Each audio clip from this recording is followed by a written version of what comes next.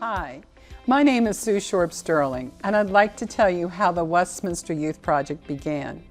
In the spring of 2023, this group of youth, along with the staff and volunteers, were told that the place where they were meeting would close the next day. I was one of the volunteers. I had been volunteering for about a year and had seen how these youth bonded with each other and with the supervising adults. I witnessed the potential in these youth, even though some were struggling in school. Some had home situations that were less than ideal. Some experienced things that no child or adult should ever have to experience. This group of youth were called Rise Up. They were being taught that no matter what their situation was, they had a choice. They could wallow in self-pity and self-hate, or they could choose to not let their situation hold them down, but rise up and become the person they were meant to be. The day we were told that our center was closing, I saw these youth rise up.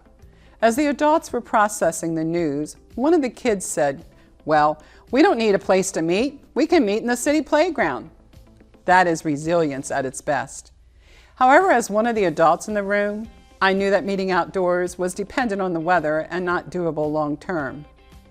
I am a retired pastor in the United Methodist Church, and I worship at the United Methodist Church on the corner of Center and Main Streets in Westminster.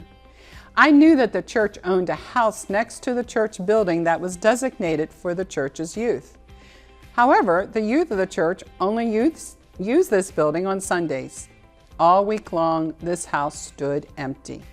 As everyone in the room was processing the devastating news of the facility's closing, I took out my phone and texted the church's pastor, Reverend Dr. Malcolm Stranathan, who's also a close friend of mine.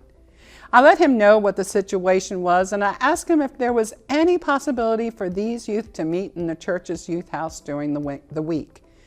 I got an immediate answer, yes.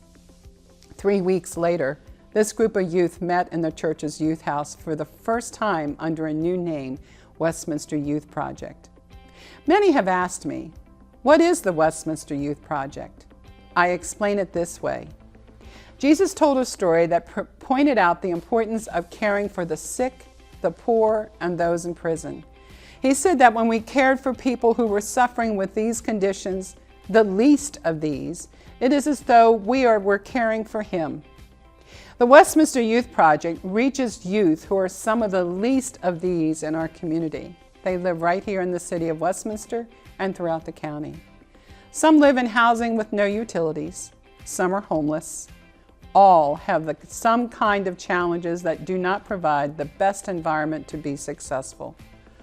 All are marginalized, overlooked, and underserved in our community. Westminster Youth Project provides a safe and non-judgmental and empathetic place for them to come after school where they are valued, heard, and seen. We teach and practice restorative justice. That is, we teach these youth that only they can be accountable for their own actions. We teach that when we harm another, we are responsible for our behavior and need to seek ways to repair the harm that is done.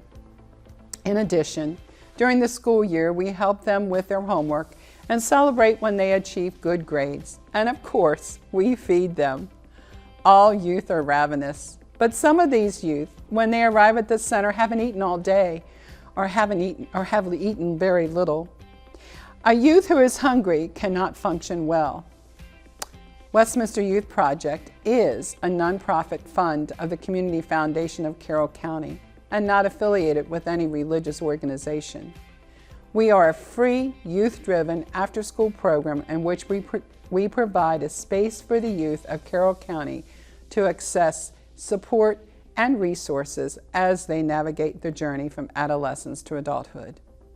Our mission is to determine the needs of these youth, raise awareness, gather information about resources, and create an alliance with youth ages 13 through 18. Some are referred through community organizations and agencies, and some come with their friends. The Westminster Youth Project developed this motto: don't talk about it, be about it. I've been asked, what does that mean? These are words that all of us can live by. No matter what our situation is, we have a choice. We can whine and complain about it. We can throw a self-pity party and nothing will change.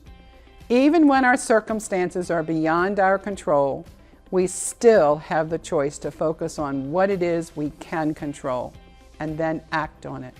Rise above it and be the change in your little part of the world. This is what we strive to impart on these youth at the Westminster Youth Project.